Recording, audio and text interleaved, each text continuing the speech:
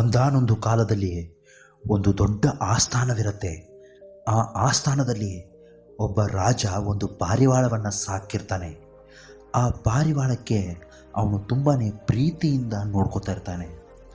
ಅವನಿಗಿದ್ದ ಒಂದೇ ಒಂದು ಆಸೆ ಅಂದರೆ ಈ ಪಾರಿವಾಳ ಆಕಾಶದ ತುಂಬೆಲ್ಲ ಹಾರಾಡಬೇಕು ಅಂತ.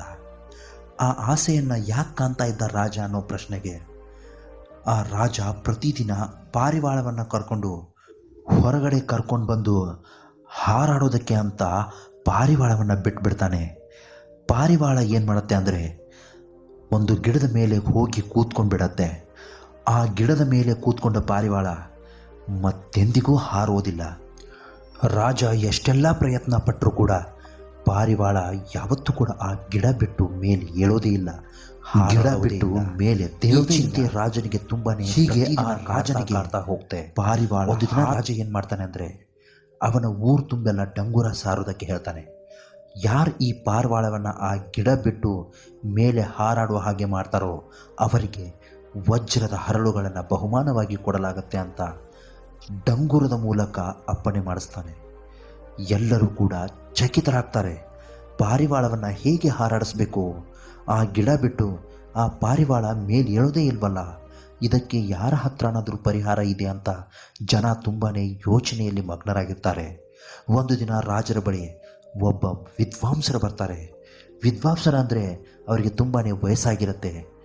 ಅವರು ನಾನು ಈ ಪಾರಿವಾಳವನ್ನು ಮೇಲಕ್ಕೆ ಹಾರಾಡುವ ಹಾಗೆ ಮಾಡ್ತೀನಿ ಅಂತ ರಾಜನ ಮುಂದೆ ಶಪಥ ಮಾಡ್ತಾರೆ. ರಾಜನಿಗೆ ಒಂದು ಕ್ಷಣ ಆಶ್ಚರ್ಯದ ಜೊತೆ ಸಂತೋಷವೂ ಕೂಡ ಆಗುತ್ತೆ. ಸರಿ ಆಯಿತು ಅಂತ ಮಾರನೇ ದಿನ ಎಲ್ಲರೂ ಸೇರ್ತಾರೆ. ರಾಜ, ಆ ವಿದ್ವಾಂಸರು ಮತ್ತು ಆ ಊರಿನ ಜನರೆಲ್ಲರೂ ಸೇರ್ತಾರೆ. ರಾಜ ಆ ಪಾರಿವಾಳವನ್ನು ವಿದ್ವಾಂಸರ ಹತ್ರ ಕೊಡ್ತಾರೆ. ಅವ್ರು ಏನು ಮಾಡ್ತಾರೆ ಅಂದರೆ ಆ ಪಾರಿವಾಳವನ್ನು ಕೈ ಮುಂದೆ ಮಾಡಿ ಹಾರಲು ಬಿಟ್ಟುಬಿಡ್ತಾರೆ. ಪಾರಿವಾಳ ಮೇಲಕ್ಕೆ ಹಾರು ಹೋಗ್ತಾ ಆ ಗಿಡದ ಮೇಲೆ ಹೋಗಿ ಕೂತ್ಕೊಳ್ಳುತ್ತೆ. ಅಷ್ಟೇ, ಗಿಡದ ಮೇಲೆ ಕೂತ್ಕೊಂಡ ಪಾರಿವಾಳ ಮತ್ತೆ ಮೇಲೆ ಏಳುವುದೇ ಇಲ್ಲ. ಎಷ್ಟೇ ಪ್ರಯತ್ನ ಪಟ್ಟರೂ ಪಾರಿವಾಳ ಮಾತ್ರ ಆ ಗಿಡದಿಂದ ಮೇಲೆ ಏಳೋದೇ ಇಲ್ಲ. ಇದನ್ನು ನೋಡಿದ ಆ ಗ್ರಾಮದ ಜನರು ನಗೋದಕ್ಕೆ ಶುರು ಮಾಡ್ತಾರೆ. ಆ ವಿದ್ವಾಂಸರನ್ನು ಅಸಹ್ಯ ಮಾಡಲು ಶುರು ಮಾಡ್ತಾರೆ. ಆದರೂ ಕೂಡ ಧೃತಿಗೆಡದ ಆ ವಿದ್ವಾಂಸರು ಒಂದು ಪ್ಲ್ಯಾನ್ ಮಾಡ್ತಾರೆ. ರಾಜರಿಗೆ ಹತ್ತಿರ ಕರೆದು ಹೇಳ್ತಾರೆ, ರಾಜರೇ, ನೀವು ತಕ್ಷಣವೇ ಈ ಗಿಡವನ್ನು ಕಡಿಸ್ಬಿಡಿ, ಈ ಗಿಡವನ್ನು ಇಲ್ಲಿಂದ ತೆಗೆದಾಕ್ಬಿಡಿ ಅಂತ ಹೇಳ್ತಾರೆ. ಎಲ್ರಿಗೂ ಒಂದು ಕ್ಷಣ ಆಶ್ಚರ್ಯ. ಈ ಗಿಡಕ್ಕೂ ಮತ್ತು ಪಾರಿವಾಳಕ್ಕೂ ಇರುವ ನಂಟಾದರೂ ಏನು ಅಂತ ಅವರಿಗೆ ಸ್ವಲ್ಪವೂ ಅರ್ಥವಾಗೋದಿಲ್ಲ. ರಾಜರು ಸರಿ ಆಯಿತು ಅಂತ ಆ ಗಿಡವನ್ನು ಸೈನಿಕರಿಗೆ ಹೇಳಿ ಕಡಿಸಿಬಿಡ್ತಾರೆ. ಗಿಡ ತಕ್ಷಣವೇ ಅಲ್ಲಿಂದ ಮಾಯವಾಗಿ ಬಿಡುತ್ತೆ. ಇದಾದ ನಂತರ ಪಾರಿವಾಳವನ್ನು ಮತ್ತೆ ಹಾರಾಡಲು ಬಿಡಲಾಗುತ್ತೆ. ಪಾರಿವಾಳ ಸ್ವಲ್ಪ ಮೇಲಕ್ಕೆ ಹೋಗುತ್ತೆ.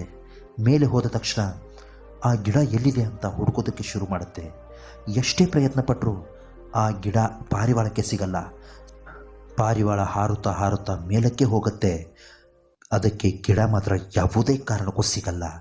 ಹೀಗೆ ಎಲ್ಲ ಕೆಳಗಿದ್ದ ಜನರಿಗೆ ಆಶ್ಚರ್ಯ. ಒಂದು ಕ್ಷಣ ಆಶ್ಚರ್ಯ. ತುಂಬ ವರ್ಷಗಳಿಂದ ಈ ಪಾರಿವಾಳ ಈ ಗಿಡವನ್ನು ಬಿಟ್ಟು ಅಲ್ಲಾಡದೇ ಇದ್ದದ್ದು ಅವರಿಗೆ ತುಂಬಾ ಆಶ್ಚರ್ಯದಿಂದ ನೋಡೋದಕ್ಕೆ ಕಾರಣವಾಗತ್ತೆ. ಪಾರಿವಾಳ ಮೇಲೆ ಹಾರ್ತಾ ಹಾರ್ತಾ ಆ ಅರಮನೆಯ ಸುತ್ತಲೂ ಹಾರಾಡೋದಕ್ಕೆ ಶುರು ಮಾಡುತ್ತೆ. ರಾಜನಿಗೆ ಇದನ್ನು ನೋಡಿ ತುಂಬಾ ಸಂತೋಷವಾಗತ್ತೆ. ಮಾರನೇ ದಿನ ರಾಜ ಆ ವಿದ್ವಾಂಸರನ್ನು ಕರೆದು ವಜ್ರದ ಹರಳುಗಳನ್ನು ಬಹುಮಾನವಾಗಿ ಕೊಟ್ಟು ಕೇಳ್ತಾರೆ, ಮಹಾರಾಜರೇ, ನನ್ನಲ್ಲಿ ಒಂದು ಪ್ರಶ್ನೆ ಇದೆ. ಯಾವತ್ತೂ ಕೂಡ ಹಾರಾಡದೇ ಇರೋ ಪಾರಿವಾಳ ಆ ಗಿಡವನ್ನು ಕಡಿದ ನಂತರ ಹಾರೋದಕ್ಕೆ ಹೇಗೆ ಸಾಧ್ಯವಾಯಿತು ಅಂತ ಕೇಳ್ತಾನೆ. ಅದಕ್ಕೆ ವಿದ್ವಾಂಸರು ಹೇಳ್ತಾರೆ, ನೋಡಿ ರಾಜರೇ, ಈ ಪಾರಿವಾಳ ಹಾರೋದಕ್ಕೆ ಸಾಧ್ಯ ಇಲ್ಲ ಅಂತ ಯಾರು ನಿಮಗೆ ಹೇಳಿದ್ದು? ಅದು ಹಾರಾಡುತ್ತೆ, ಹುಟ್ಟಿನಿಂದಲೇ ಅದಕ್ಕೆ ಹಾರೋದಕ್ಕೆ ಬರುತ್ತೆ.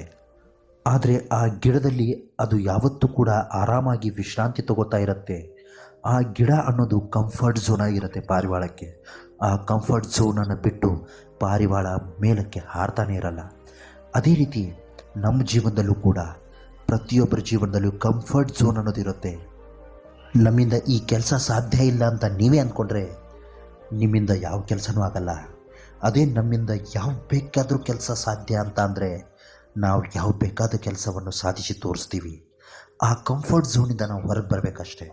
ಪಾರಿವಾಳ ಹೇಗೆ ಆ ಕಂಫರ್ಟ್ ಝೋನ್ನಿಂದ ಹೊರಗೆ ಬಂತೋ, ನಾವು ಕೂಡ ನಮ್ಮ ಕಂಫರ್ಟ್ ಝೋನ್ನಿಂದ ಮೊದಲು ಹೊರಗೆ ಬರಬೇಕು ಅಂತ ಆ ವಿದ್ವಾಂಸರು ರಾಜರಿಗೆ ಹೇಳುತ್ತಿದ್ದರೆ ಅಲ್ಲಿದ್ದ ಜನರೆಲ್ಲರೂ ವಿದ್ವಾಂಸರ ಮಾತನ್ನು ಕೇಳಿ ಚಪ್ಪಾಳೆ ಹೊಡೆದು ಅವರನ್ನು ಗೌರವಿಸ್ತಾರೆ.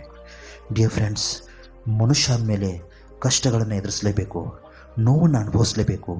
ಆಗ ಮಾತ್ರ ಅವನಿಗೆ ಸಂತೋಷದ ಬಾಗಿಲು ತೆರೆಯುವುದಲ್ಲದೆ ಮುಂದಿನ ಎಲ್ಲ ದಿನಗಳು ಅವನು ಸುಖದಿಂದ ಬದುಕ್ತಾನೆ.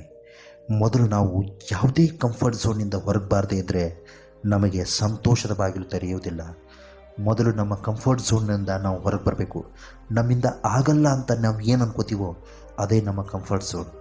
ನಮ್ಮಿಂದ ಆಗುತ್ತೆ ಅಂತ ನೀವು ಅಂದ್ಕೊಳ್ಳಿ, ಅದರಿಂದ ನೀವು ಬೇಗ ಹೊರಗೆ ಬರ್ತೀರಾ ಮತ್ತು ಗೆಲ್ತೀರಾ. ಇಂತಹ ಮತ್ತಷ್ಟು ಮೋಟಿವೇಶ್ನಲ್ ವಿಡಿಯೋಗಳಿಗೋಸ್ಕರ ನಮ್ಮ ಚಾನಲ್ನ ದಯವಿಟ್ಟು ಸಬ್ಸ್ಕ್ರೈಬ್ ಮಾಡ್ಕೊಳ್ಳೋದನ್ನು ಮಾತ್ರ ಮರಿಬೇಡಿ. ನಮಸ್ಕಾರ, ಎಲ್ರಿಗೂ ಒಳ್ಳೆಯದಾಗಲಿ.